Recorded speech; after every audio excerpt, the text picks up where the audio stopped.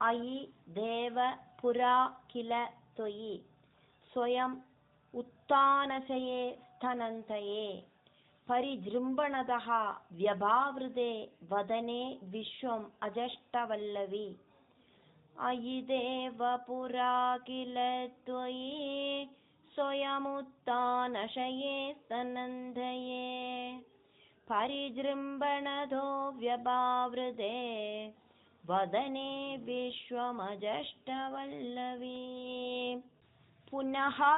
अपि अध बालकैः समं त्वयि लीलानिरते जगल्पदे फलसञ्चय वञ्चनकृता तव मृद्भोजनम् ऊजुः अर्भकाः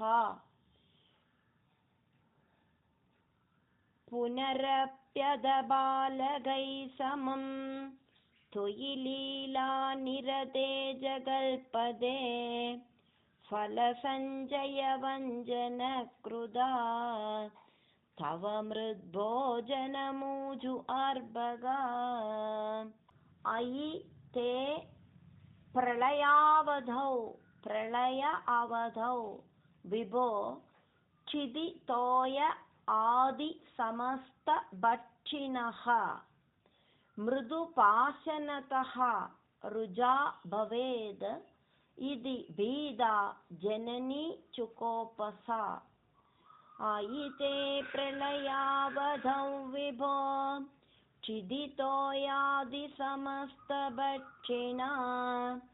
मृदुपाशनतो रुजा भवेद् इति भीदा जननी चुकोपसा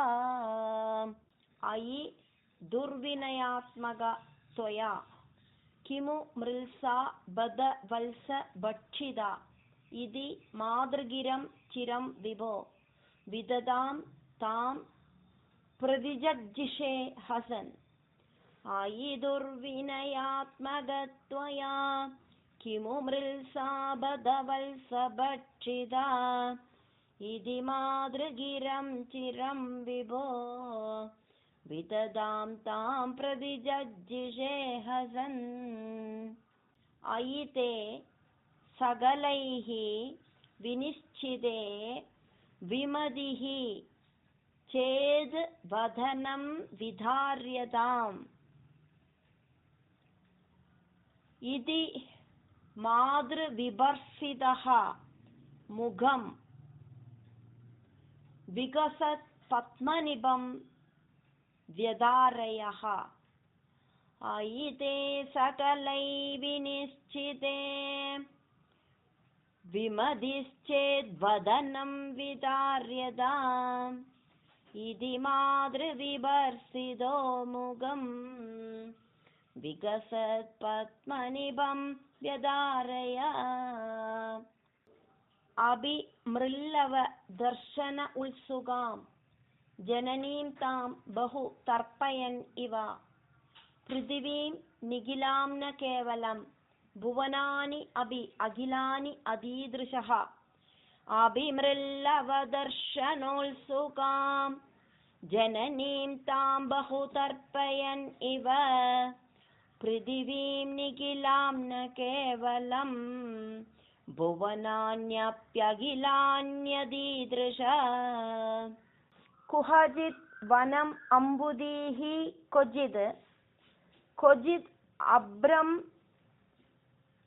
कुहचित् रसातलं कुहचित् वनमम्बुदी क्वचित् अभ्रं कुहचित् रसातलं मनुजाः धनुजाः क्वचित् सुराः ददृशे किं न तदा त्वद् आनने मनुजा धनुजा क्वचित् सुरा ददृशे किं न तदा त्वदानने कुहचित् वनमम्बुदी क्वचित् अभ्रं कुहचित् रसातलं मनुजा धनुजा क्वचित् सुरा ददृशे किं न तदा त्वदानने कलशाम्बुदिशायिनं पुनः परवैकुण्ठपद अधिवासिनं स्वपुरः च निज अर्भग आत्मगं स्वपुरः च निज अर्भग आत्मगं कदिदा त्वां न ददर्श सा मुगे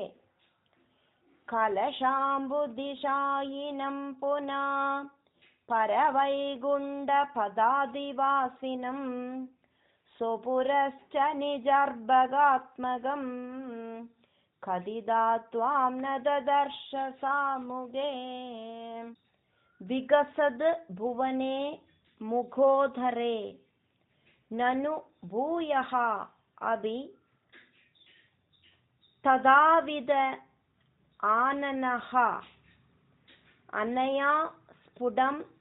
ईक्षितः भवान् अनवस्थां जगदां बद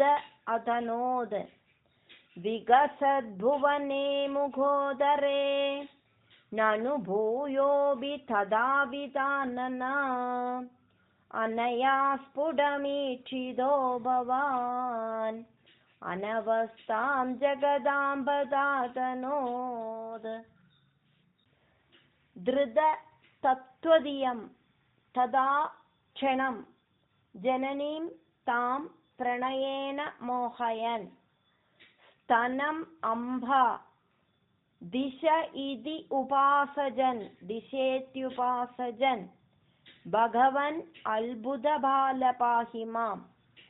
धृततत्त्वधियं तदा क्षणं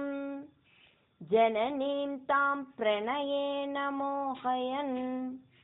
स्तनमम्भा दिशेत्युपासजन् भगवन् अल्बुधबालपाहि माम्।